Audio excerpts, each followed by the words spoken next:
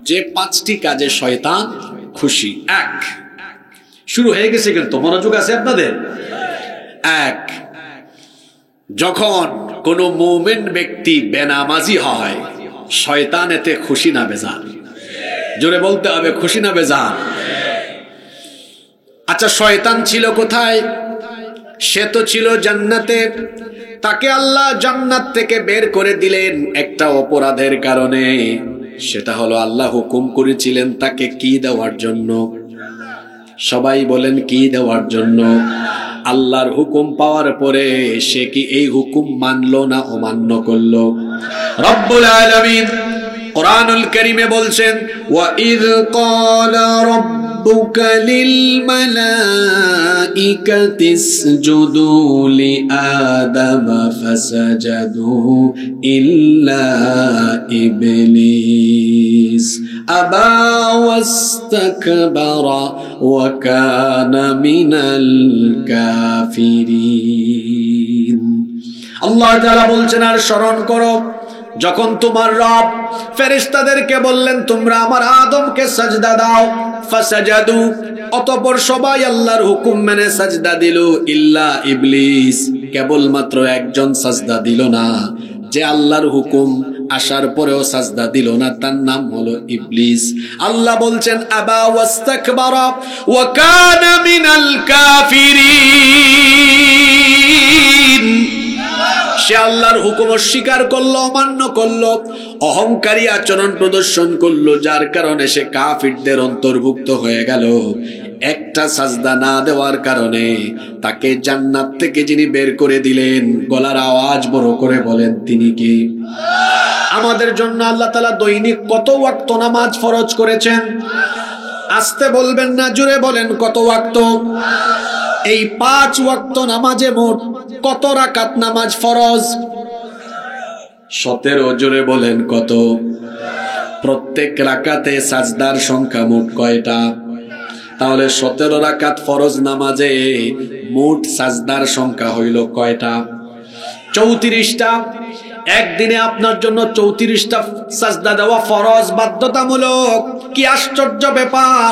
ইবলিস মাত্র একটা সাজদা না দিয়ে জান্নাত থেকে বিতাড়িত হয়েছে, আর আপনি প্রত্যেক দিন 34টা ফরজ সাজদা বাদ দিয়ে জান্নাতে যাওয়ার আশা করে বসে আছেন, যেন মনে হয় জান্নাত আপনার মামুর বাড়ি, নানার বাড়ি। নামাজ ছাড়া জান্নাতের গন্ধ পাওয়া যাবে না। বেনামাজিরা হলো কাফির। আল্লাহর নবী বলেছেন, বাইনাল আবদি ওয়া বাইনাল কুফরি তারকুস সালাহ, আল্লাহর বান্দা আর কাফিরের মধ্যে পার্থক্য হলো নামাজ ছেড়ে দেওয়া। নবীজি আরো বলেছেন, মান তারাকাস সালাতা মুতাআম্মিদান ফাকাদ কাফারা, যে ব্যক্তি ইচ্ছে করে নামাজ ছাড়লো সে ব্যক্তি আল্লাহর সাথে কুফরি করলো।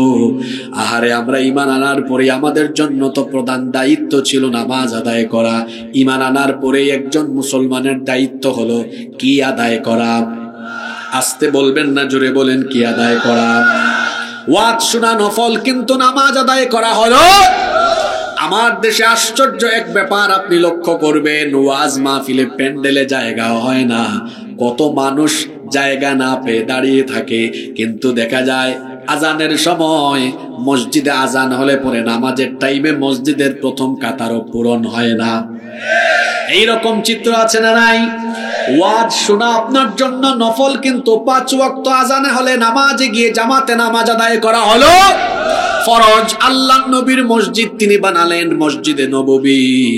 আল্লাহর নবী এমন ভাবে মসজিদটা বানালেন, উপরে ছিল খেজুর পাতার ছাউনি, নিচে কোনো দামি টাইলস ছিল না, ইটালিয়ান কোনো কার্পেটও ছিল না, কোনো দামি টাইলস বা কার্পেট কিছুই ছিল না। আমার নবীর মসজিদ ছিল কাঁচা, কিন্তু মুসল্লি ছিল পাকা। এখন আমাদের প্রত্যেকটি গ্রামে গ্রামে, এলাকায় এলাকায় আমাদের মসজিদ হয়েছে পাকা, কিন্তু মুসল্লির অভাবে আমাদের মসজিদগুলো পড়ে থাকে ফাঁকা। কি আশ্চর্য অবস্থা! কি আশ্চর্য অবস্থা! 1 ওয়াক্ত নামাজেরও খবর নাই সে নাকি আবার মুসলমান। আল্লাহর নবী বলেছেন, যার মধ্যে নামাজ নাই তার মধ্যে দ্বীন নাই, তার মধ্যে ঈমান নাই। কয় হুজুর কি বলেন আপনি? আপনি আমার নাম জানেন? আমার বাপ আমার নাম রেখেছে ইমান আলী, আমার ইমান যাবে কেমনে? আমাদের দেশে বহু মানুষের নামের সাথে কাজের কোনো মিল নাই। যেমন এক ব্যক্তির নাম তার বাবা রেখেছে ফজর আলী, জীবনেও ফজরের নামাজে যায় না, ঘুম থেকে উঠে 10টার সময়। তার বাপ তার নাম রেখেছে জোহর আলী, কিন্তু জোহরের নামাজে যায় না। এক বাপ তার ছেলের নাম রেখেছে রমজান আলী, কিন্তু সে রমজান মাসে দুপুর বেলা গাঞ্জা টানে। আরেকজন তার ছেলের নাম রেখেছে কুরবান আলী, সামর্থ্য আছে, কিপটা বেটা, কুরবানি দেয় না। কত মানুষের নাম আছে আব্দুল মোমেন, কিন্তু লোকটা এমন এমন কাজ করে, সুদ খায়, ঘুষ খায়, অন্যায় অনাচার পাপাচারে ভরপুর তার জীবন। ওই লোকটার নামে মোমেন হলো, চেহারা সুরতে সে মানুষ হলো, সে হলো মানুষ রূপী আস্ত একটা শয়তান। আপনি নাম দিয়ে মুসলমান হতে পারবেন? আপনার মধ্যে মুসলমানিত্বের কাজ থাকার দরকার আছে না নাই? কি আশ্চর্য অবস্থা! 5 ওয়াক্ত নামাজের খবর তার নাই, কিন্তু সে নিজেকে দাবি করে মুসলমান। কি করে আমার আপনার 5 ওয়াক্ত নামাজ কিভাবে আমাদের কাজা হয়ে যায়? আমার জাতীয় কবি কত সুন্দর কবিতার মধ্যে আমার সমাজের বেনামাজি মানুষের চিত্র তুলে ধরেছেন। কবি সুন্দর করে বলছেন, ঘুমাইয়া কাজা করেছ ফজর, তখনও জাগনি যখন জোহর, হেলায় খেলায় কেটেছে আসর, মাগরিবের ওই শুনিয়া যান, এখনো জামাতে হওরে শামিল, এখনো এর সাথে আছে স্থান, বাজিছে দামামা বাদ্রে আমামা, শির উঁচু করি মুসলমান, দাওয়াত এসেছে নয়া জামানার, ভাঙা কেল্লায় উরে নিশান। কিভাবে আমাদের 5 ওয়াক্ত নামাজ কাজা হয়? কবি এই কবিতার প্রতিটি লাইনে লাইনে তা বললেন। ফজর কি করে যায়? তিনি বললেন, ঘুমাইয়া কাজা করেছ ফজর। ফজরের টাইমে ঘুমায়, নামাজের কোনো খবরও। ফজরের ক্ষণ গেল পরনি নামাজ, জোহরেও ডুবেছিলে নিয়ে শত কাজ। ফজরের ক্ষণ গেল পরনি নামাজ, জোহরেও ডুবেছিলে নিয়ে শত কাজ। হেলায় খেলায় গেল আসরের কাল, মাগরিবেও পড়লে না নামাজির সাজ। ফজরের ক্ষণ গেল পরনি নামাজ, জোহরেও ডুবেছিলে নিয়ে শত কাজ। ফজরে যে আপনি নামাজে না গিয়ে ঘুমিয়ে থাকলেন, ও আমার বাবারা, আমার কলিজার টুকরা প্রিয় তরুণ যুবক ভাইয়েরা, বলেন তো, জোহরের আগে আমাদের জানাজা রেডি হওয়ার সম্ভাবনা আছে না নাই? আরো জোরে বলেন, আছে না নাই? কেমন করে ঘুমাও তুমি, কেমন করে ঘুমাও তুমি, ফজর করে কাজা, এমন তো হতে পারে জোহরে জানাজা। হতে পারে কি পারে না? কি করে আপনি ফজরের নামাজ কাজা করলেন? আপনার কি একটু খারাপ লাগে না? আপনার মাথায় কি এই চিন্তা আসে না যে আমি তো জোহরের আগে লাশ হয়ে যেতে পারি? এভাবে আপনার ফজর যায়, জোহর যায় আপনার গাফলতিতে অবহেলায়, আসর চলে যায় খেলাধুলায়, মাগরিব চলে যায় রং তামাশায়, এশা চলে যায় আড্ডায় আড্ডায়। এই রকম করে নামাজ ছাড়তে ছাড়তে বেনামাজি হয়ে হয়ে হয়ে হয়ে জীবন গঠন করছেন। শুনেন, একদিন এই জীবন ঘড়ির কাঁটা থেমে যাবে, একদিন আপনাকে মরতে হবে। এ ব্যাপারে কোনো সন্দেহ আছে? এই যে বেনামাজি হয়ে হয়ে হয়ে হয়ে দুনিয়া থেকে বিদায় নিলেন, কিয়ামতের ময়দানে আল্লাহ তাআলা আমাদের কাছ থেকে প্রথম যে আমল সম্পর্কে জানতে চাইবেন, সে আমলের নাম কি? জোরে বলেন, সে আমলের নাম কি? কোন মুখে আল্লাহর সামনে দাঁড়াবেন? কি জবাব দিবেন? আপনি তো প্রথম প্রশ্নেই ফেল, ব্যর্থ। আপনি তো প্রথম প্রশ্নেই ব্যর্থ। আপনার বিবেকের দুয়ারে কি কথাগুলো করাঘাত করে না? আপনি কি এখনো এভাবে বেনামাজি হয়ে হয়ে নিজের জীবনটাকে জাহান্নামের পথে স্বেচ্ছায় পরিচালিত করবেন নাকি? সবচাইতে বড় কথা হলো, আমাকে আপনাকে বেনামাজি বানানোর ভিশন এবং মিশন নিয়ে সার্বক্ষণিক যে কাজ করে, তার নামটা কি? জোরে বলেন, তার নামটা কি? আমাদের উপরে কি শয়তানকে আমরা বিজয়ী করে দিব? শোনেন একটা হাদিস, এত ওয়াজ লাগে না। যে ব্যক্তি বুঝদার তারে এক কথায় বোঝানো যায়, আর যে বুঝবে না তারে 100 কথায়ও বোঝানো যায় না। এই হাদিসটা ভালো করে বুঝেন। বুঝদার মানুষ এক কথায় বুঝে, আর যে বুঝবে না তারে 100 কথায়ও বোঝানো যায় আল্লাহর নবীর একটা হাদিস শুনেন। আল্লাহর নবী বলেছেন শয়তান কোন সময় হাসে আর কোন সময় কাঁদে শোনো। আল্লাহর নবী বলেছেন যখন কোনো ব্যক্তি আল্লাহকে সাজদা দেয়, শয়তান যখন এই সাজদা দেওয়ার দৃশ্যটা দেখে, নবীজি বলেছেন ইআতাজালা শাইতানু ফায়াবকি, শয়তান তখন ওই ব্যক্তির কাছ থেকে দূরে চলে যায়। তারপরে এই ব্যক্তির সাজদার দৃশ্য দেখে তখন সে কাঁদতে থাকে। তার মানে আমরা নামাজে গেলে শয়তান কাঁদে, আর আমরা যখন নামাজে যাই না শয়তান তখন হাসে। এই হাদিস আমাকে আপনাকে কি বার্তা দিল? কথা বুঝে থাকলে বলেন তো, আমরা যখন নামাজে যাই শয়তান তখন কি করে? আরো জোরে বলেন। ওই পিছনের মানুষদের কি হয়েছে? হ্যাঁ, বৈশা বৈশা বাদাম খান নাকি? সবাই বলেন আমরা যখন নামাজে যাই শয়তান তখন, আর আমরা যখন নামাজে যাই না শয়তান তখন। Okay fine, now take your decision. এখন আপনি আপনার সিদ্ধান্ত নেন, নামাজে গেলে শয়তান কাঁদে, না গেলে হাসে। বলেন তো দেখি, আপনারা কি 5 ওয়াক্ত নামাজের টাইমে এই বেটা শয়তানকে হাসাবেন না কাঁদাবেন? আমি আবার প্রশ্নটা করলাম, 5 ওয়াক্ত নামাজের টাইমে শয়তানকে হাসাবেন না কাঁদাবেন? ওকে, দ্বিতীয় চান্স যারা মিস করলেন, আমি এবার বলি, আমি কথা একটু মাঝে মাঝে কঠিন বলি। যারা জবাব না দিয়ে চুপচাপ থাকলো, এরা কি শয়তানের কাছ থেকে খেলাফত নিল নাকি? তাহলে তারা চুপচাপ থাকলো কেন? 5 ওয়াক্ত নামাজে গেলে খুশি হন কে? নামাজে না গেলে খুশি হয় কে? আপনি খুশি করবেন কাকে? যারা 5 ওয়াক্ত নামাজে যায় না এরা আল্লাহর গোলাম না, এরা শয়তানের গোলাম। লজ্জা হওয়া উচিত আপনার, শরম লাগা উচিত আপনার। আর যদি আপনার হায়া শরম না থাকে তো সেটা ভিন্ন কথা। লজ্জা হলো মুমিনের ভূষণ। যার মধ্যে হায়া শরম নাই তার মধ্যে ঈমান। লজ্জা করে না, খারাপ লাগে না? ফজরের সময় বেনামাজি হয়ে ঘুম থেকে উঠে শয়তানকে খুশি করে শয়তানকে হাসায়া দিনটা শুরু করেন, আপনার কি একটুও খারাপ লাগে না? শয়তান কি আপনার মগজের মধ্যে তার নাপাক পেশাব ঢেলে দিয়েছে নাকি, যে এই কথাগুলো আপনি উপলব্ধি করতে পারেন না? 5 ওয়াক্ত নামাজ ছেড়ে দিলে গোলামি হয় শয়তানের, আর 5 ওয়াক্ত নামাজ আদায় করলে গোলামি হয় কার? আমরা গোলামি করব কার? আরো জোরে বলেন, গোলামি করব কার? নামাজে গেলে খুশি হন কে? না গেলে খুশি হয় কে? যারা আমরা প্রত্যেক দিন আল্লাহকে খুশি করতে কারা কারা রাজি আছে দিকে হাত তুলে দেখেন।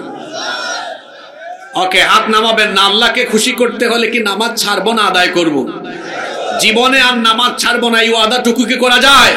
তাহলে ভালো করে হাত তুলে বলে, আল্লাহ আমরা আর কোনোদিন নামাজ ছাড়বো না। এই ওয়াদাটা করলেন আমার সাথে না আল্লাহর সাথে? হাত নামান। তাহলে 1 নাম্বার পয়েন্ট, যেসব কাজে শয়তান খুশি তার মধ্যে 1 নাম্বার পয়েন্ট জানলাম, নামাজ ছাড়লে খুশি কে? জোরে বলেন। আপনারা কি শয়তানকে খুশি করবেন? শয়তানকে খুশি করবেন?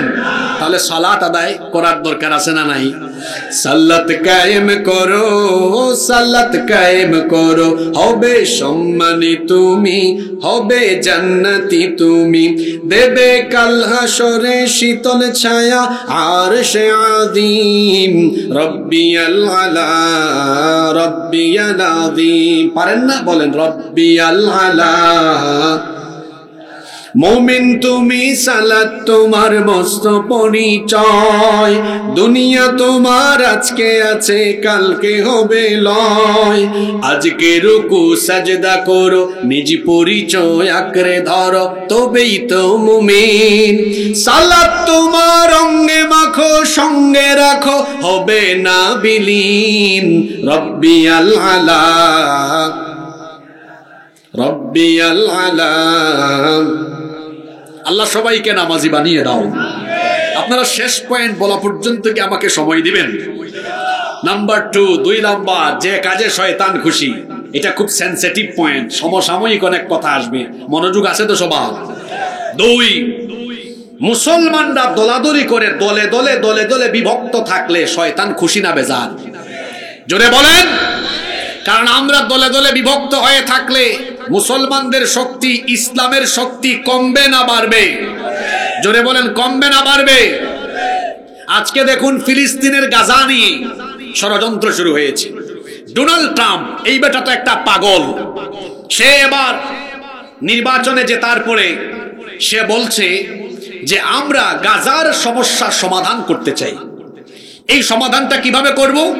আমরা গাজার লোকদেরকে জর্ডানে আর মিশরে স্থানান্তর করে আমরা মধ্যপ্রাচ্যে শান্তি প্রতিষ্ঠা করব।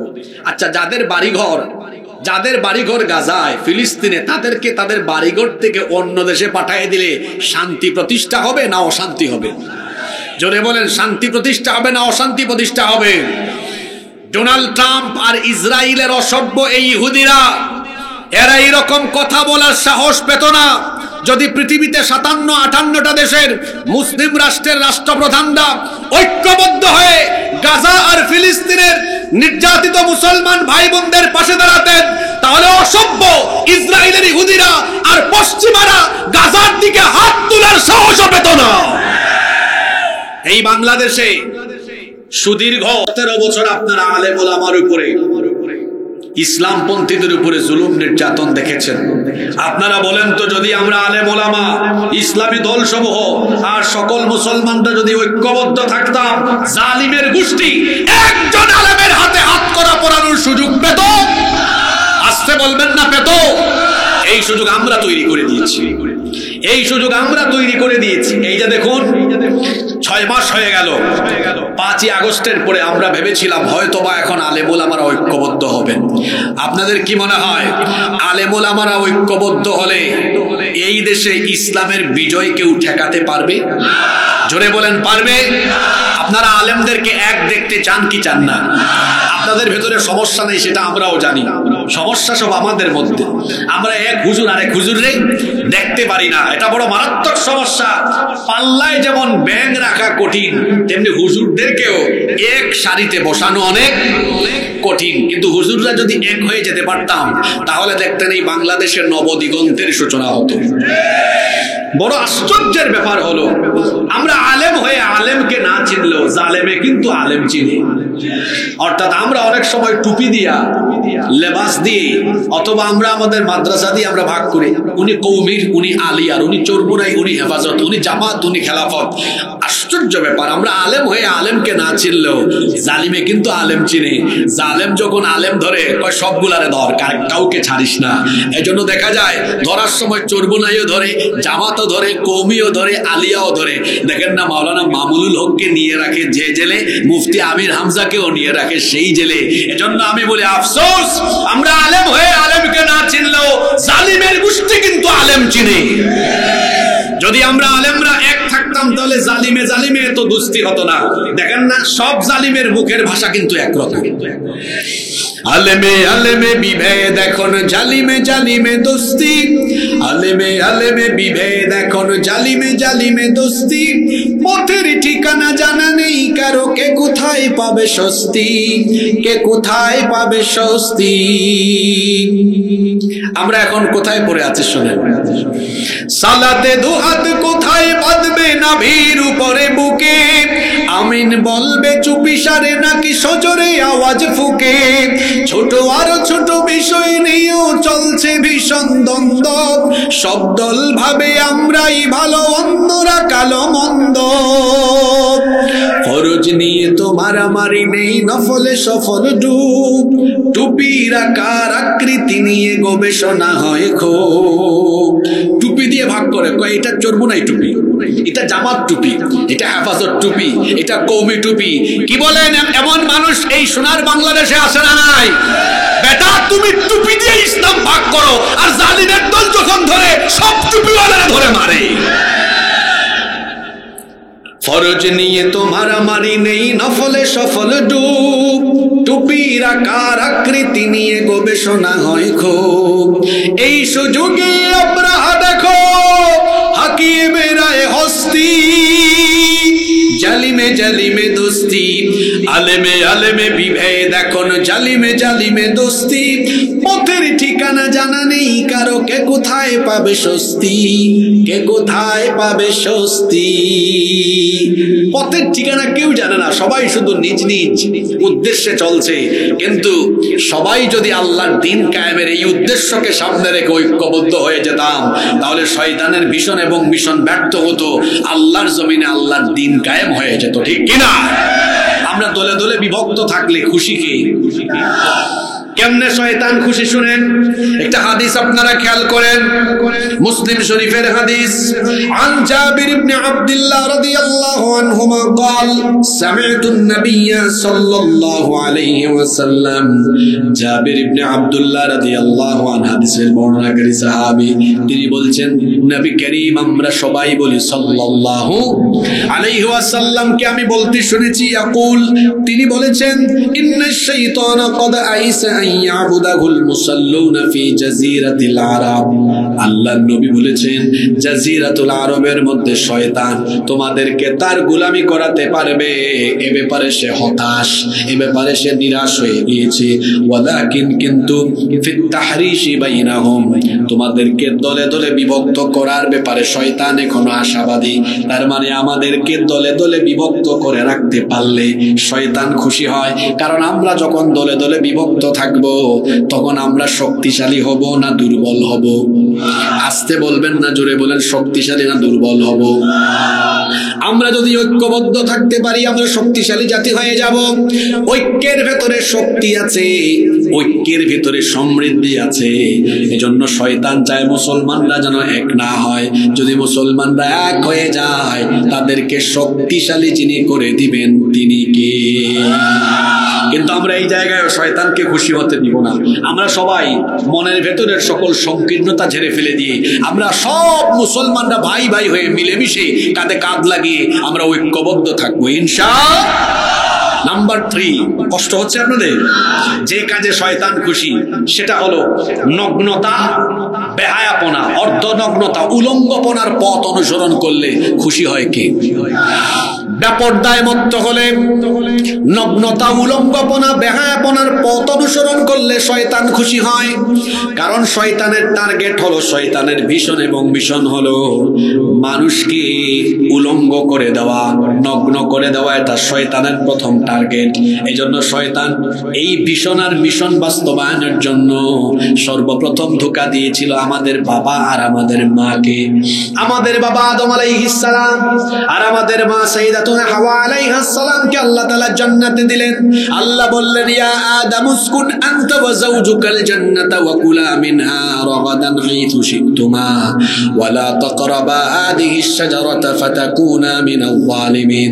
আল্লাহ বললেন হে আদম তুমি আর তোমার স্ত্রী আমার বানানো এই জান্নাতের ভেতরে সানন্দে বসবাস করো, কিন্তু খবরদার ওই নিষিদ্ধ গাছের কাছে যেও না। যদি এই নিষিদ্ধ গাছের কাছে যাও জালিমদের অন্তর্ভুক্ত হয়ে যাবে। বাবা আদম আলাইহিস সালাম আর মা হাওয়া আলাইহাস সালামকে এই হুকুম দিলেন কে? আস্তে বলবেন না, জোরে বলেন, হুকুমটা দিলেন কে? কিন্তু শয়তান সে তো জান্নাত থেকে বিতাড়িত হওয়ার পরেই সে প্ল্যান নিয়েছে, পরিকল্পনা গ্রহণ করেছে, যেভাবেই হোক যে জান্নাতে আমি থাকতে পারি নাই এই জান্নাতে আমি আদম হাওয়াকেও থাকতে দিব। এজন্য শয়তান গিয়ে তাদের দুজনকেই কুমন্ত্রণা দিল। সে গিয়ে বলল তোমরা কি জানো নাকি কেন আল্লাহ তাআলা তোমাদেরকে নিষিদ্ধ গাছের কাছে আসতে নিষেধ দিলেন? এই গাছের কাছে আসতে কেন তিনি তোমাদেরকে নিষেধ করেছেন জানো নাকি? যদি তোমরা এই নিষিদ্ধ গাছের কাছে এসে এই নিষিদ্ধ গাছের ফল ভক্ষণ করো তাহলে জান্নাতে তোমরা চিরস্থায়ী হয়ে যাবে। এই রকম কথা বলে বলে বলে বলে সে ধোঁকা দিল। ধোঁকা দেওয়ার পরে তাদের উভয়কে সে ওই নিষিদ্ধ গাছের ফল আস্বাদন করালো, যার কারণে তাদের পরিণতি কি হলো আপনারা কোরআন থেকে শুনেন। কোরআনে কারীমের 7 নম্বর সূরা সূরাতুল আরাফের 26 নম্বর আয়াত থেকে আল্লাহ বলছেন ইয়া বনি আদম ক্বাদ আনজালনা আলাইকুম লিবাসান ইউওয়ারি সাওআতিকুম ওয়ারিশা ওয়া লিবাসুত তাকওয়া যালিকা খায়র যালিকা মিন আয়াতিল্লাহি লাআল্লাহুম ইয়াযাক্কারুন। আল্লাহ তাআলা বলছেন, হে বনি আদম, আল্লাহ তোমাদের জন্য পোশাক অবতীর্ণ করেছেন, তোমাদের সাজসজ্জার জন্য, সৌন্দর্য বর্ধনের জন্য আল্লাহ পোশাক সৃষ্টি করেছেন, আর তাকওয়ার পোশাক হলো সবচাইতে শ্রেষ্ঠ পোশাক। এরপরের আয়াতে আল্লাহ বললেন, ইয়া বানি আদম লা ইয়াফতিনান্নাকুমুশ শাইতানু কামা আখরাজা আবাওয়াইকুম মিনাল জান্নাহ ইয়ানজিউ আনহুমা লিবাসাহুমা লিয়ুরিয়াহুমা সাওআতিহিমা। আল্লাহ তাআলা আমাদেরকে সতর্ক করলেন, হে বনি আদম, হে আদম সন্তানেরা শোনো, শয়তান যেভাবে তোমাদের বাপ আর মা অর্থাৎ আদম আলাইহিস সালাম আর হাওয়া আলাইহিস সালামকে ফিতনায় ফেলেছিল, শয়তান যেন একই কায়দায় তোমাদেরকে ফিতনায় না ফেলে। শয়তান তাদের উভয়কে ধোঁকা দিয়ে কুমন্ত্রণায় ফেলে ওই গাছের কাছে নিয়ে যাওয়ার কারণে নিষিদ্ধ গাছের ফল তারা যখন ভক্ষণ করলেন, সঙ্গে সঙ্গে তাদের শরীর থেকে জান্নাতের পোশাক খুলে পড়ে গেল। উভয়ের লজ্জাস্থান উভয়ে দেখে ফেললেন, শয়তান উভয়কে লজ্জাস্থান দেখিয়ে দিল। তাহলে বলেন তো বেটা ইবলিস, এই শয়তানের কাজ মানুষের শরীরে কাপড় রাখা না কাপড় খুলে ফেলা? কথা বুঝে থাকলে বলেন, শয়তানের কাজ মানুষের শরীরে কাপড় রাখা না খুলে ফেলা? শয়তান কিছু মানুষকে তার মুরিদ বানিয়েছে, প্রত্যেকটা দেশে দেশে এলাকায় এলাকায় সমাজে সমাজে তার খলিফা ছেড়ে দিয়েছে, যারা শয়তানের কাজ আঞ্জাম দিচ্ছে। অনেকে আছে তার ঘরে তার সমাজে তার নিজের নারীদেরকে বেপরদায় রেখে শয়তানের সেই উদ্দেশ্য সেই ভিশন আর মিশনকে বাস্তবায়ন করছে। আপনি যদি আপনার ঘরের নারীদেরকে এইভাবে উলঙ্গপনা, বেহায়াপনা, নগ্নতা, অর্ধনগ্নতা বা আপনি যদি তাদেরকে বেপরদার দিকে উদ্বুদ্ধ করেন, পর্দায় রাখার ব্যাপারে আপনি সচেতন না হন, তাহলে বলেন তো আল্লাহর উদ্দেশ্য হাসিল হবে না শয়তানের উদ্দেশ্য পূরণ হবে? তো আমরা কি শয়তানের উদ্দেশ্য পূরণ করব নাকি? যে পুরুষ তার ঘরের নারীদেরকে পর্দায় রাখতে পারে না, এই পুরুষের নাম হলো দাইয়ুস। আর দাইয়ুস কোনদিন আল্লাহর জান্নাতের গন্ধ পাবে? আপনার লজ্জা করে না আপনার বউ যে বেপরদায় হাঁটে? আর আমি তো বলি, যে পুরুষের স্ত্রী বেপরদায় হাঁটে ওই পুরুষের কোনো রুচি নাই, এটা বেহায়া, এ পুরুষ নামে কলঙ্ক। আপনার বউ বেপরদা হয়ে তার নাক, ঠোঁট, গাল, হাত, পা সব মানুষ দেখে আপনার একটু খারাপও লাগে না? আপনার পুরুষত্ব আছে কিনা আমার সন্দেহ আছে। আপনার তো খারাপও লাগে না। তার বউয়ের ফটো ফেসবুকে আপলোড দেয়, মেসেঞ্জারের স্টোরিতে দেয়, হোয়াটসঅ্যাপে দেয়। এইরকম পুরুষ অবশ্য জিনাইদাতে নাই। এখন তো নতুন ফিতনা এসেছে। এর আগে ছিল ট্রাভেল ব্লগ, ফুড ব্লগ, আর এখন নতুন ফিতনা শুরু হয়েছে কাপল ব্লগ। এটা চাচারা বুঝবেন না, যারা বুঝার তারা বুঝছে। হাজব্যান্ড ওয়াইফ দুইজন মিলে কিভাবে খায়, কোথায় যায়, কি করে, সব তারা ভিডিও ধারণ করে ফেসবুকে, টিকটকে, ইউটিউবে আপলোড করে। অনেকে তার চ্যানেল বা পেজ মনিটাইজেশন করে সামান্য কয়েকটা ডলার কামানোর ধান্দায় নিজের বউকে যারা মানুষের চোখের সামনে ছেড়ে দিয়ে নিজের বউকে যারা পণ্য বানিয়েছে, এরা পুরুষ নামের কলঙ্ক। তোমার ভিতরে পুরুষত্ব আছে কিনা আমার সন্দেহ আছে। বউ তো হলো একজন পুরুষের কাছে মহামূল্যবান সম্পদ। আমি কি সম্পদ বলে ভুল বলেছি? না। তাহলে আপনি রসুলের ওই হাদিস জানেন না? ইবনে মাজাহ শরীফের হাদিস, রসুল বলেছেন আদ-দুনিয়া কুল্লুহা মাতা, দুনিয়ার সবকিছু হলো সম্পদ। ওয়া খায়রু মাতা'id দুনিয়া আল মারআতুস সালিহা, আর দুনিয়ার সকল সম্পদের মধ্যে নেককার নারী হলো সর্বশ্রেষ্ঠ সম্পদ। সুবহানাল্লাহ। যার নেককার স্ত্রী আছে দুনিয়াতে তার সবকিছুতে বরকত আছে। আর যার ঘরের বউটা খারাপ, তার টাকা পয়সা, ক্ষমতা, বাড়ি গাড়ি সব হলেও তার সুখ শান্তি আর থাকবে না। কারণ ঘরের বউ খারাপ থাকলে মানসিক একটা অশান্তি আছে না নাই? যদি বলেন আছে না নাই? আরেকটা হাদিস আমার মনে পড়লো, আল্লাহর নবী এজন্য বলেছেন, দুনিয়ায় যে ব্যক্তি চারটা জিনিস পেয়েছে সেই ব্যক্তি দুনিয়ার সুখ পেয়েছে। আরবাউন মিনাস সাআদা, চারটি জিনিস হচ্ছে সৌভাগ্যের আলামত। এই চারটা জিনিস যারা পেয়েছে এরা দুনিয়াতে সুখী। এর মধ্যে 1 নম্বর হচ্ছে আল মাসকানুল ওয়াসিআ, প্রশস্ত বাড়ি। 2 নম্বর আল মারকাবুল হানি, চলার জন্য একটা বাহন। আমি এখানে একটু মিস্টেক করে ফেললাম। 1 নম্বর সিরিয়ালে হচ্ছে আল মারআতুস সালিহা, নেককার নারী। 2 নম্বর হচ্ছে আল মাসকানুল ওয়াসিআ, প্রশস্ত বাড়ি। 3 নম্বর হলো ওয়াল মারকাবুল হানি, চলার জন্য বাহন। 4 নম্বর হলো ওয়াল জারুস সালিহ, উত্তম প্রতিবেশী। কয়টা জিনিস? জোরে বলেন কয়টা? 1 উত্তম স্ত্রী, 2 প্রশস্ত বাড়ি, 3 চলার জন্য বাহন, 4 উত্তম প্রতিবেশী। রাসূল বলেছেন এই 4টা জিনিস যে পেয়েছে সে দুনিয়ার সব সুখ পেয়েছে, সে হলো দুনিয়ার সুখী মানুষ। সুবহানাল্লাহ। তবে এই 4টার মধ্যে সবচেয়ে গুরুত্বপূর্ণ হলো নেককার জীবন সঙ্গী পাওয়া। রাসূল বলেছেন অন্য হাদিস, যুবক ভাইরা শোনা, যারা আবিয়েটা আনমেরিড মিসকিন ব্যাচেলর এখানে আছে না, বিয়ে শাদী করে নাই, শুধু সুন্দরী জরিনা সকিনার পিছনে ঘুরলে হবে না। শোনেন, রাসূল বলেছেন মার রাযাকাহুল্লাহু ইমরাআতান সালিহাতান ফাকাদ আ'আনাহু আলা শাতরি দীনিহি। আল্লাহর নবী বলেছেন আল্লাহ তাআলা যাকে দয়া করে একজন নেককার স্ত্রী দান করেছেন, আল্লাহ যেন ওই ব্যক্তিকে ইসলামের অর্ধেক নেয়ামত দান করে দিয়েছেন। অর্ধেক নিয়ামত আছে কিসের মধ্যে? নেককার স্ত্রীর মধ্যে। আচ্ছা, অর্ধেক পেলে বাকি আরো অর্ধেক আছে না? বাকি অর্ধেক কি আপনাদের লাগবে না?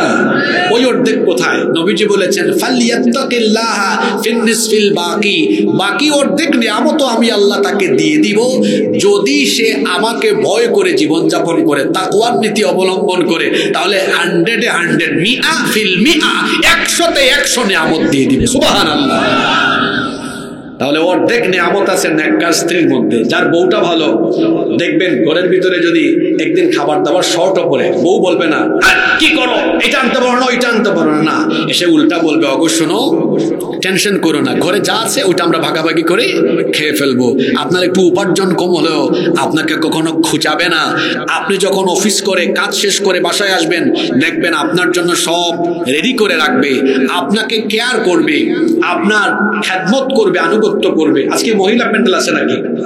মা বোনদেরকে বলবো, আমার মায়েরা বোনেরা, আপনারা সালেহা হবেন, কানেতা হবেন। কোরআনে কারিমে আপনাদের এই গুণগুলো বর্ণনা করা হয়েছে। সালেহা, নেককার হবেন, নিজেকে নেকির পথে অটল অবিচল রাখবেন। 2 কানেতা হবেন, আল্লাহর আনুগত্যশীল হবেন আর স্বামীর প্রতি আনুগত্যশীল থাকবেন। রাসূল বলেছেন দুনিয়ায় তো মানুষ মানুষকে সাজদা দেওয়া হারাম, যদি আল্লাহ জায়েজ করতেন তাহলে দুনিয়ার সব নারীকে বলতাম তারা যেন তাদের স্বামীকে প্রত্যেকদিন সাজদা দেয়। সুবহানাল্লাহ। আমার মা বোনদেরকে বলবো স্বামীর খেদমত করবেন, আপনাদের জন্য জান্নাতে যাওয়া বড় সহজ। আল্লাহর নবী বলেছেন ইদা সাল্লাত আল মারআতু খামসাহা ওয়া সামাত শাহরাহা ওয়া হাফিজাত ফারজাহা ওয়া আতাআত যাওজাহা। 4টা কথা নবীজি বললেন, যদি কোনো নারী 5 ওয়াক্ত নামাজ যথাসময়ে আদায় করে, রমজান মাসে রোজা রাখে, সে যদি তার স্বামীর আনুগত্য করে আর ইজ্জত সম্ভ্রমের হেফাজত করে, আল্লাহ ওই নারীকে কিয়ামতের দিন বলবেন, হে আমার বান্দি, তুমি আমার জান্নাতের যে কোনো দরজা দিয়ে জান্নাতে ঢুকতে পারো, কোনো অসুবিধা নাই। আল্লাহ আমার মা বোনদেরকে এই গুণগুলোতে গুণান্বিত হওয়ার তৌফিক দেন, বলেন আমিন। আমি যেই কথা বলছিলাম সেটা হলো যে শয়তান উলঙ্গপনা, নগ্নতা, অর্ধনগ্নতায় মানুষকে ডুবায় রাখতে চায়।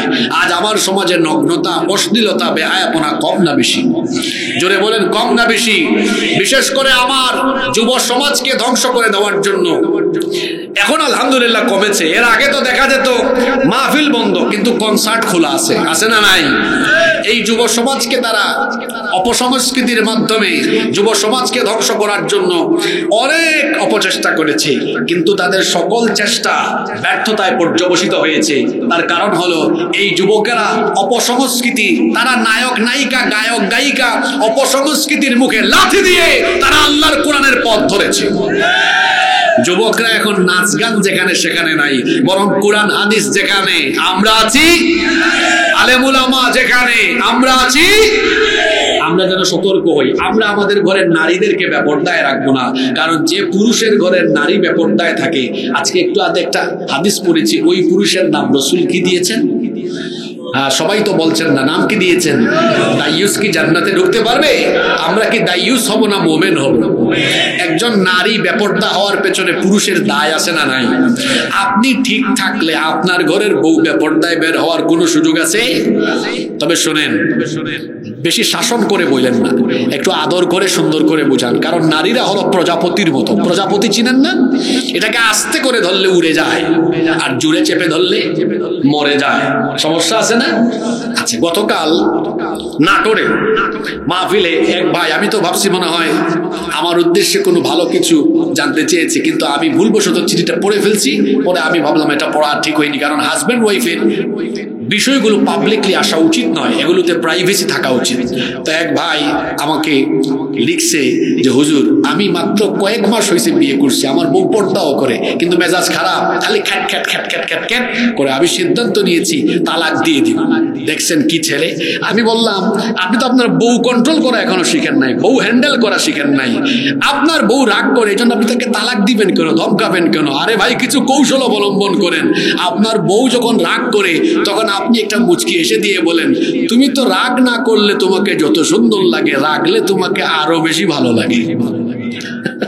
বলেন, রাগ করে থাকতে পারবে? যুবক ভাইয়েরা যারা এখনো বিয়ে শাদী করো নাই, আর যারা বিয়ে করছেন, শুনেন, বউ কন্ট্রোল করা শিখেন।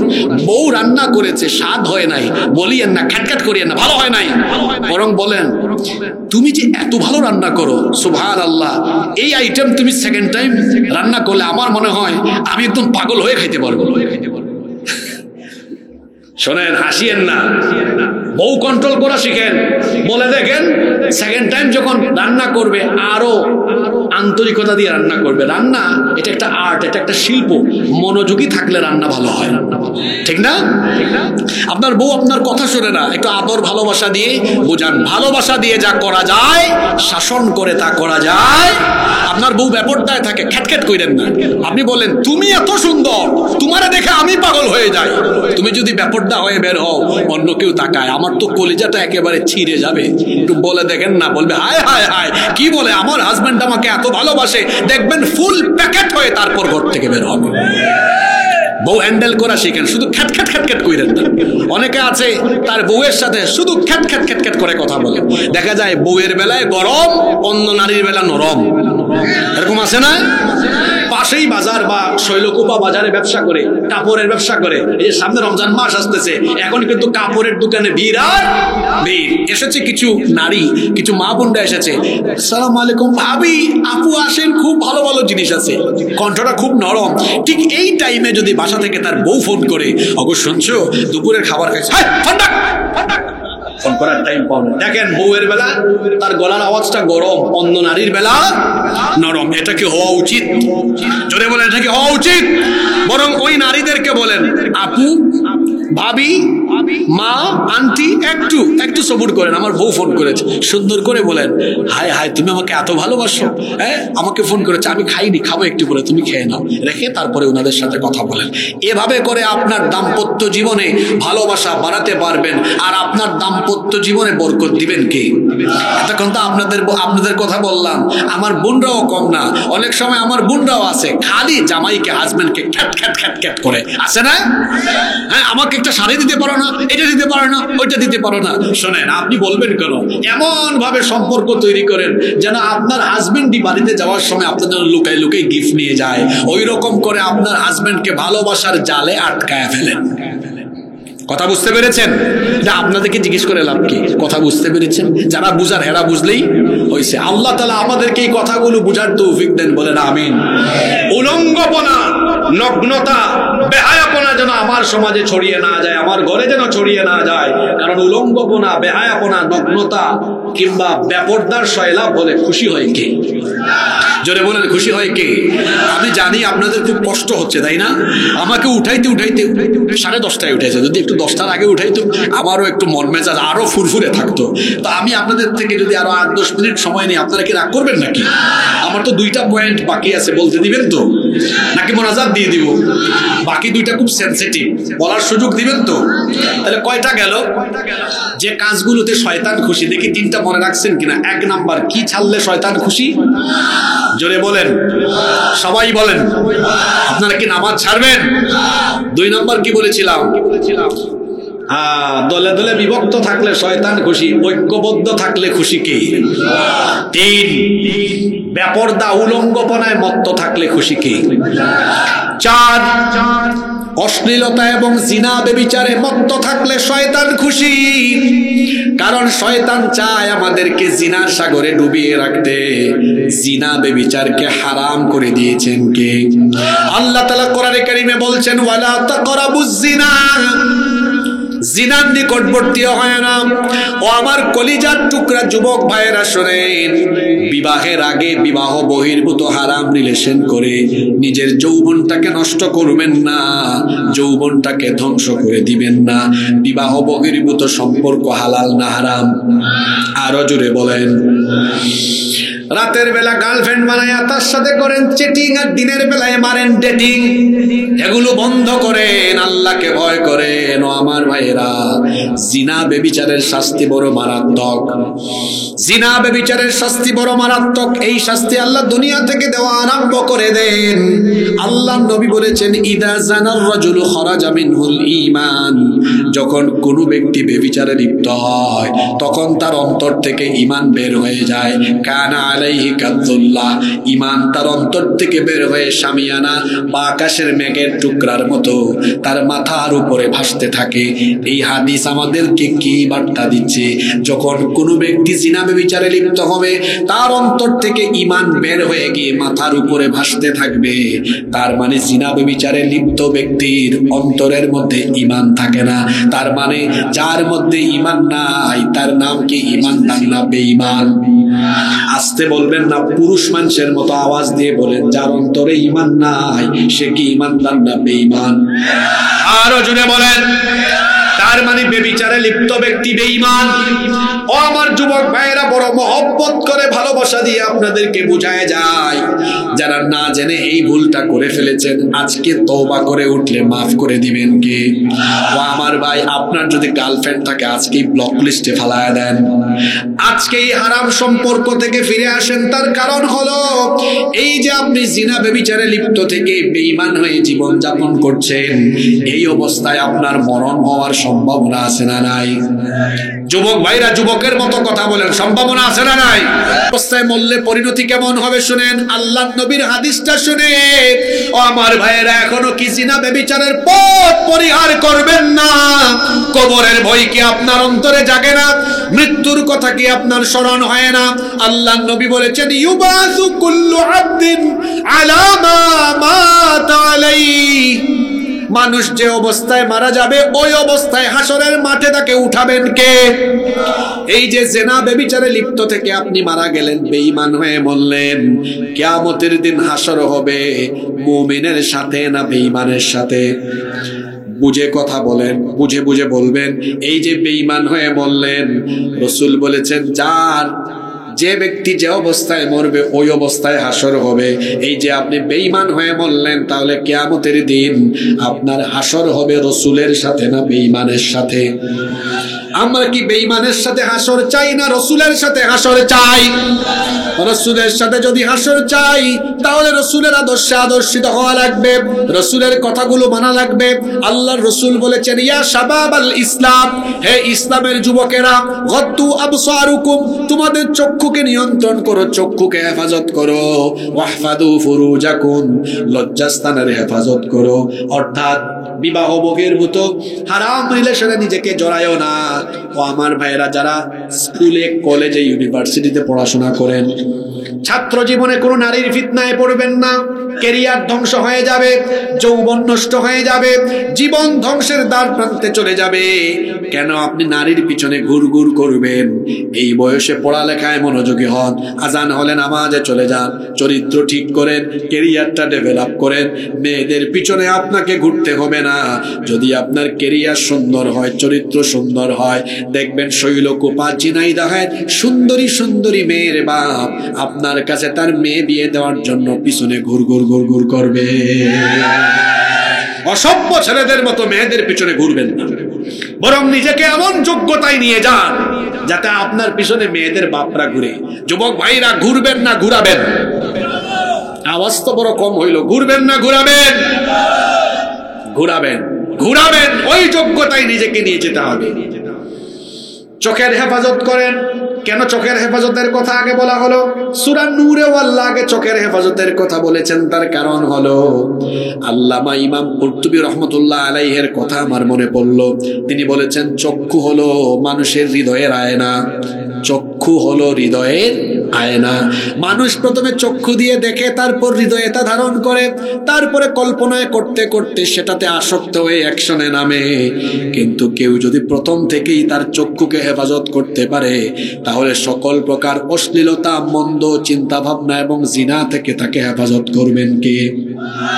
এজন্য আমার যুবক ভাইদেরকে বলবো, রাস্তাঘাটে চলার সময় পরনারী থেকে নিজের চক্ষুকে নিম্নগামী করে রাখতে হবে। হুকুম কার?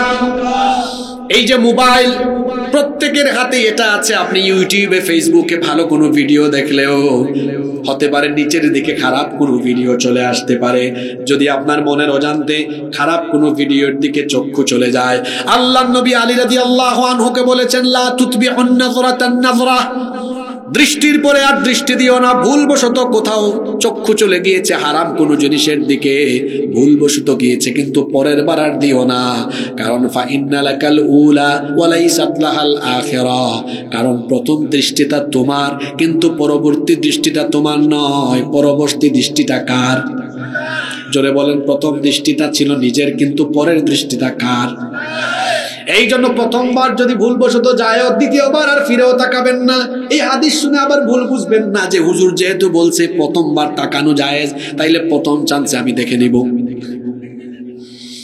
এটা বলেছি আমি, মনের অজান্তে ভুলবশত যদি হয়, কিন্তু ইচ্ছে করে এটা করা যাবে না।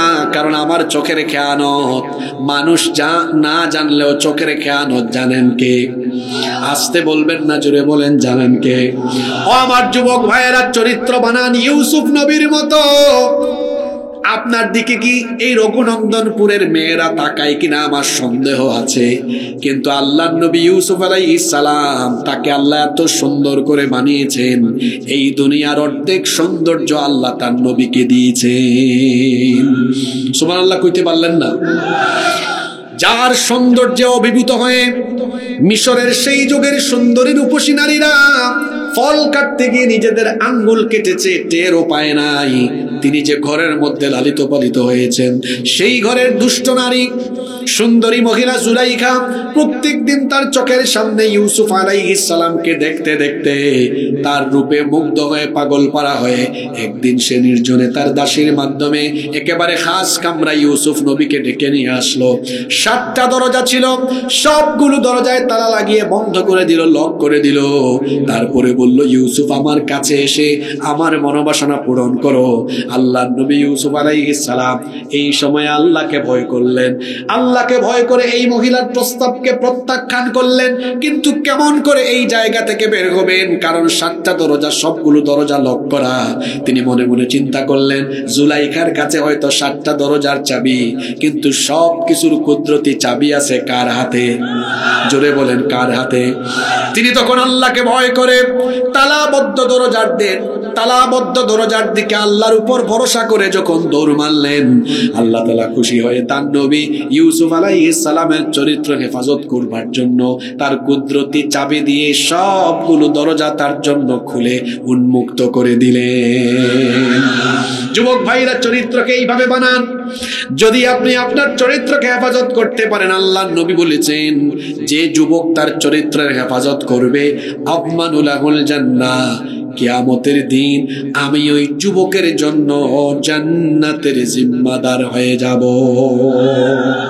ও আমার যুবক ভাইয়েরা, নিজের চরিত্র হেফাজত করলে আপনাদের জান্নাতের জিম্মাদারি গ্রহণ করার ওয়াদা করেছেন মুহাম্মাদুর রাসূলুল্লাহ সাল্লাল্লাহু।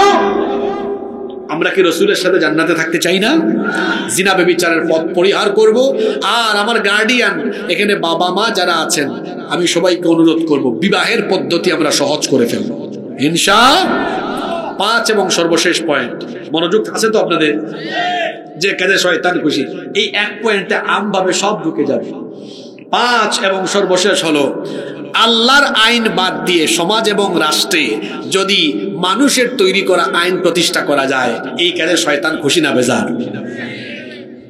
আপনারা মনে হয় বুঝেন নাই, শয়তান খুশি না বেজার?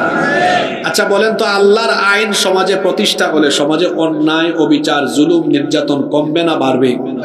জোরে বলেন, কমবে না বাড়বে? গত কয়েকদিন ধরে আমাদের দেশে আইন শৃঙ্খলার চরম অবনতি ঘটেছে। আপনারা দেখেছেন বিভিন্ন জায়গায় চুরি, ডাকাতি, ছিনতাই, সন্ত্রাস, আগুন বেড়ে গিয়েছে। এইটাও পতিত স্বৈরাচার যারা, তাদের কোনো ষড়যন্ত্র কিনা তা খতিয়ে দেখা দরকার। কিন্তু স্বরাষ্ট্র উপদেষ্টা সে একটা অথর্ব, একটা অপদার্থ। অথর্ব এবং অপদার্থ না হলে আইন শৃঙ্খলার এত অবনতি ঘটত? দায়িত্ব পালন করতে পারলে দায়িত্বে থাকেন, নইলে দায়িত্ব ছেড়ে দিয়ে চলে যান। আবু সাইদ মুগ্ধ রক্ত দিয়েছে, হাজার হাজার ছেলেরা জীবন দিয়েছে অনিরাপদ বাংলাদেশের জন্য নয়। হাজার হাজার ছেলেরা রক্ত দিয়েছে, জীবন দিয়েছে, লক্ষ লক্ষ কোটি কোটি দামাল ছেলেরা জীবন বাজি রেখে রাস্তায় নেমেছে নিরাপদ বাংলাদেশের জন্য। এই বাংলাদেশে যদি কোরআনের আইন আজ থাকতো, চুরি চুরি বুঝাই দিতাম। আপনারা চুরি ডাকাতি কন্ট্রোল করতে পারেন না তো? আমি বাংলাদেশের মানুষকে একবার বলবো, 54 বছর ধরে আপনারা বিভিন্ন দল মতের শাসন, মানুষের তৈরি করা আইনের শাসন দেখেছেন। একবার আপনারা বাংলাদেশের আলেমদের হাতে দায়িত্ব তুলে দেন, আলেমরাই বাংলাদেশকে পরিবর্তন করে দিবে। পরিবর্তন করার নীতিমালা আমরা জানি তো, এটা শিখাইছেন কে? চুরি করবেন, ছিনতাই করবেন, চোরকে ধরো আর হাত কাটো। একজন চোরের হাত কেটে দেখেন, দেশের সবগুলা চোর তারের মতো সোজা হয়ে যায়, তারের মতো সোজা হয়ে যায়। চুরি ডাকাতি, অন্যায়, অবিচার বাড়ার পিছনে আরো একটা কারণ আছে। মানুষ যখন ক্ষুধার্ত থাকে, অনেক সময় মানুষ অভাবে পড়েও কি করে? চুরি ডাকাতি করে। তবে আমাদের দেশে অভাবের চোরের চাইতে স্বভাবের চোরের পরিমাণ। আপনারা বলবেন হুজুর স্বভাবের কোনটা? মনোযোগ আছে সবার? আমার দেশে চোর হলো দুই জাত, একটা অভাবের আর একটা স্বভাবের। অভাবের চোর হলো ঘরে খাবার নাই, কোথাও যাচ্ছে, মনে করেন এই রঘুনন্দনপুরের রাস্তাঘাটের পাশে পাইছে একটা ফুলকপির ক্ষেত, আলু ক্ষেত, ডানে ভাবে তাকিয়ে দেখেছে কেউ নাই, নেমে কয়েকটা ফুলকপি আর কিছু আলু লুঙ্গির চিপার ভিতরে ঢুকায় মারছে দৌড়। এটা অভাবের চোর। কিন্তু বড় অফিসে রাষ্ট্রীয় কোনো দায়িত্ব পেয়ে চাকরি করে, সরকার তাকে মাস শেষে বেতন দেয়, 2 ঈদে বৈশাখ মাসে ভাতা দেয়, চলার জন্য গাড়ি, থাকার জন্য বাড়িও দিয়েছে, তারপরেও ঘুষ ছাড়া কাজ করে না, চুরি করে ডাকাতি করে, জনগণের দায়িত্ব পাওয়ার পরে জনগণের মাল নিজের পেটে ঢুকায় চুরি করে খায়। এই লোকটাকে কি আপনি অভাবের চোর বলবেন না স্বভাবের চোর বলবেন? আমার দেশে অভাবের চোর বেশি না স্বভাবের চোর বেশি? জেন জি এবং বাংলাদেশের সকল মানুষকে আমি বলবো, এই গুরুত্বপূর্ণ চেয়ারগুলোতে যদি স্বভাবের চোরদের বদলে কুরআনওয়ালা মানুষদেরকে বসানো যায়, এই বাংলাদেশ বদলে যাবে। এজন্য বাংলাদেশকে কোরআনের আদলে গ্রহণ, কোরআনের আদলে গঠন করতে আপনাদের মনোযোগ থাকলে আমি চমৎকার একটা ফর্মুলা 2-3 মিনিটে আপনাদের সামনে উপস্থাপন করতে চাই। করব? শোনেন, যতই ওয়াজ করেন আর বড় কণ্ঠে, উঁচা কণ্ঠে চিল্লাচিল্লি করে ওয়াজ করেন, লাভ নাই যদি মানুষের পেটের ভিতরে খাবার ঢুকানোর ফর্মুলার কথা বলতে না পারেন। কারণ সবার আগে মানুষ পেট ঠান্ডা রাখতে চায়, পেট শান্তি। মানুষ বলে না অনেক সময়, পেট শান্তি তো দুনিয়া, অনেক সময় এটা বলে। আপনি নামাজ, আপনার সামনে নামাজ, আবার খাবারও আছে, পেটে ক্ষুধা, আগে কি নামাজ আদায় করবেন না খাবেন? আগে খাইতে হবে, কারণ না খাইলে নামাজেও মনোযোগ থাকবে না। শোনেন, আমার সম্মানিত ঝিনাইদহ এবং আমার প্রিয় বাংলাদেশের সকল মানুষ যারা, এই যে এতগুলো ক্যামেরা আছে, ইউটিউবে যারা পরবর্তীতে শুনবেন, এই বাংলাদেশে যদি ইসলাম কায়েম হয়, কোরআনের রাষ্ট্র প্রতিষ্ঠা হয়, তাহলে এই দেশের না খাওয়া গরিব দুঃখী মানুষরা সবচেয়ে বেশি সুখী হবে। কারণ কোরআনের রাষ্ট্র প্রতিষ্ঠা হলে এই দেশে একজন গরিব মানুষও খুঁজে পাওয়া যাবে। এটা কি গলাবাজি করলাম? না, আসেন আপনাকে বুঝায় দিই। আপনারা অনেকে মনে মনে সুবহানাল্লাহ পড়ছেন কিন্তু না বুঝে পড়ছেন, যদি বলি বুঝায় দেন পারবেন না। আল্লাহ তাআলা সূরা হজের মধ্যে বলেছেন, আল্লাযীনা ইম্মাক্কান্নাহুম ফিল আরদি আকামুস সালাতা ওয়া আতাউজ যাকাতা ওয়া আমারু বিল মা'রুফি ওয়া নাহাউ আনিল মুনকার ওয়ালিল্লাহি আকিবাতুল উমুর। আল্লাহ বলছেন, যদি আমি মুমিনদেরকে রাষ্ট্র ক্ষমতা দান করি তাহলে এক নম্বরে তারা সালাত কায়েম করবে, দুই নম্বরে তারা যাকাত আদায় করবে। আল্লাহ যাকাতের ফর্মুলা দিয়েছেন। যাকাত হচ্ছে এমন একটি ফর্মুলা, আল্লাহ এটা দিয়েছেন সমাজের অসচ্ছল বেকার মানুষদের বেকারত্ব দূর করে তাদের পরিবারে তাদের সমাজের সচ্ছলতা ফিরিয়ে আনবার জন্য এই যাকাতের ফর্মুলা দিয়েছেন কে? কিন্তু দুঃখের কথা হলো বাংলাদেশের শতকরা 95-96% মানুষ যাকাত আদায়ের সঠিক ফর্মুলা জানে না, এই কারণে তাদের যাকাত আদায়ও হয় না। অনেকে আছে অনুমান করে যাকাতের টাকা দেয়, তারপরে দেখা যায় 200 টাকা 300 টাকা 500 টাকা করে মানুষের মধ্যে বন্টন করলো, অথবা মাঝে মাঝে যাকাতের শাড়ি লুঙ্গি কিনে এনে, যাকাতেরও আবার শাড়ি লুঙ্গি আছে, মানে সবচেয়ে ফালতু শাড়ি আর ফালতু লুঙ্গি যেটা একবারের বেশি পড়া যাবে না, ওইটা কিনে এনে যাকাত আদায় করবে। এরকম যারা যাকাত আদায় করে এদের যাকাত 100% আদায় হয় না। কারণ যাকাতের বিধান আল্লাহ দিয়েছেন সমাজ থেকে অসচ্ছলতা দারিদ্রতা দূরীকরণের জন্য।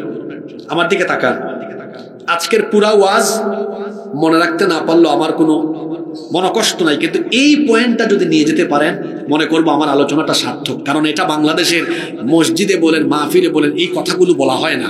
মনোযোগ আছে আপনাদের? যাকাত ইসলামী সরকার থাকলে ইসলামী সরকার নিবে, কিভাবে আদায় করবে সেটা আমি বলছি। এবার আসেন আমরা আমাদের এই রঘুনন্দনপুর গ্রাম দিয়ে দেখাই। মনে করেন এই গ্রামে যদি একটা কমিটি থাকে, কথার কথা এটা উদাহরণ দিচ্ছি বোঝানোর জন্য, এই গ্রামের যাদের উপর যাকাত ফরজ কিংবা আশপাশের বিভিন্ন গ্রাম থেকে তারা যাকাতের টাকা কালেকশন করলেন, করে দেখা গেল মোট 2 লক্ষ টাকা তারা উত্তোলন করতে পেরেছেন। জোরে বলেন তো কয় লক্ষ টাকা? এখন দেখুন এই 2 লক্ষ টাকা জন প্রতি 500 টাকা করে দিলে মোট 400 জন মানুষকে দেওয়া যাবে। কতজন? 2 লক্ষ টাকা 400 জনকে দেওয়া যাবে। কত করে দিলে? এখন আপনারা আমাকে বলেন তো, এই যে এতগুলা মানুষকে 500 টাকা করে দিলেন, এতে কি এদের দারিদ্রতা দূর হয়ে যাবে? এক বেলা খাবে, পরের বেলা আবার পেটে ক্ষুধাই থাকবে। আপনি যদি এই 2 লক্ষ টাকা এত মানুষকে না দিয়ে, মনে করেন এই গ্রামের একজন বিধবা নারী আমার বোনকে এনে বললেন, আপনার তো পরিবার চলে না, এই নেন একটা সেলাই মেশিন কিনে দিলাম, এটা দিয়ে কাজ করে খান। বলেন এবার এই মহিলার পরিবার চলার মতো পরিস্থিতি তৈরি হবে কি হবে না? আরেকজন ভাই, তার পরিবারটা চলে না, বড় গরিব মানুষ, 4-5 জন সদস্য আছে পরিবারে, পরিবারটা চালাইতে পারে না। আপনাদের এলাকায় ভ্যান চলে না, একটা ভ্যান কিনে দিলেন, অটো রিক্সা কিনে দিলেন। আরেকজনকে ছোট একটা টঙের দোকান করে দিলেন, আরেকজনকে 2টা হালের বলদ কিনে দিলেন। 2 লক্ষ টাকা এত মানুষকে দিয়া ফায়দা হবে না, কিন্তু 3-4 জন মানুষকে যদি আপনি এই সিস্টেমে দেন, তাহলে বলেন তো এই 3-4টা পরিবার চলার মতো পরিস্থিতি তৈরি হবে কি হবে না?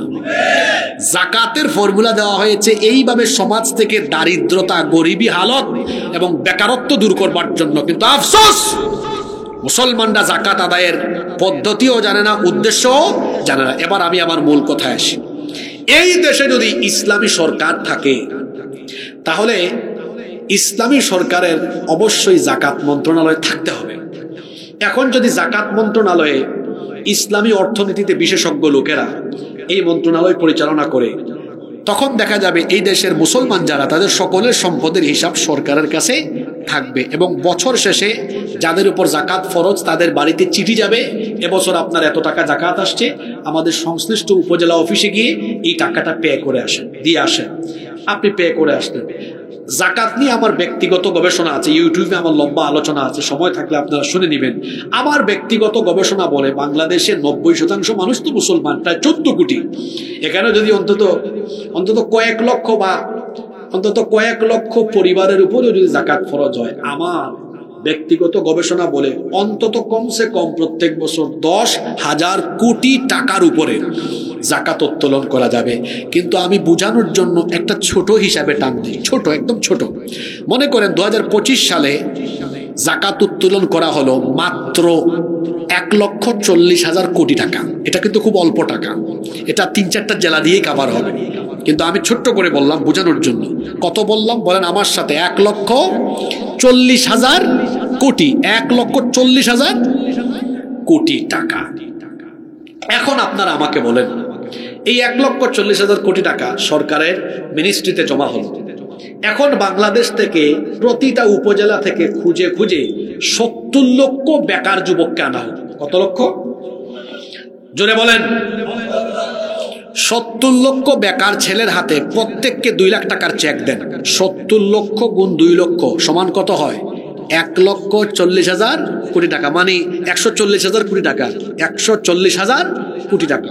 তাইলে এই অল্প পরিমাণ টাকা, আমি বলছি এটা 2-3 জেলা দিয়ে কাভার হয়।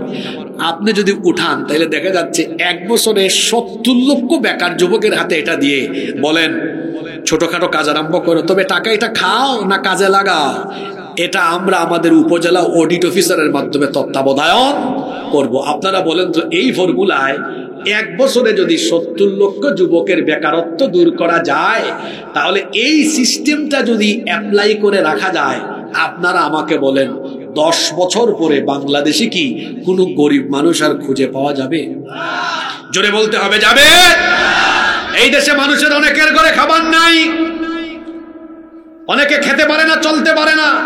71 সালে দেশ স্বাধীন হওয়ার পর থেকে 2025 সাল পর্যন্ত আপনারা সবাই শুধু বলেছেন দারিদ্রতা মুক্ত, ক্ষুধা মুক্ত বাংলাদেশ গঠন করব, পারেন নাই, কারণ আল্লাহর দেওয়া ফর্মুলাকে বাদ দিয়েছেন। এজন্য আমি বাংলাদেশের মানুষকে বলবো, সবকিছু দেখা শেষ, বাকি আছে কোরআনের বাংলাদেশ। আপনারা তো 54 বছর ধরে দারিদ্রতা দূর করতে পারেন নাই। আমাদের আলেমদের হাতে দায়িত্ব দিয়ে দেখেন, 10 বছরে বাংলাদেশ থেকে দারিদ্রতা আমরা দূর করে দিব। আমি চ্যালেঞ্জ করে গেলাম, চ্যালেঞ্জ করলাম এই ঝিনাইদহ থেকে। আপনি জাকাতের ফর্মুলা এখনো বুঝতে পারেন নাই। পৃথিবীতে কি এই সোনালী সময় কখনো এসেছিল? হ্যাঁ, ওমর ইবনে আব্দুল আজিজ রহমতুল্লাহ আলাইহির জামানায় মানুষ জাকাতের টাকা নিয়ে রাস্তায় রাস্তায় ঘুরেছে, কিন্তু জাকাত দেওয়ার মতো একজন মানুষ তারা খুঁজে পায় না। সুবহানাল্লাহ মুখ দিয়ে বাইরে না। এইরকম বাংলাদেশ চান কি চান না?